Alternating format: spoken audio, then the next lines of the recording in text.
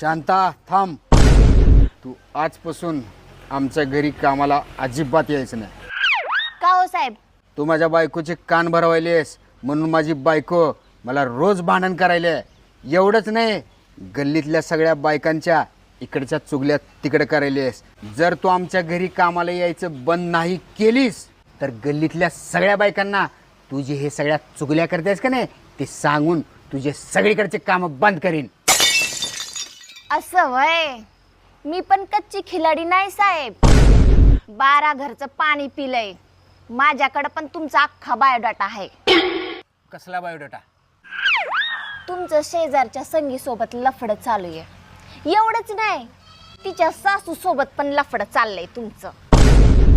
तुम्ही तर त्या गल्लीतल्या भाजीवाल्या बाईला पण नाही सोडलं, तिच्यासोबत पण तुमचं लफडं चाललंय.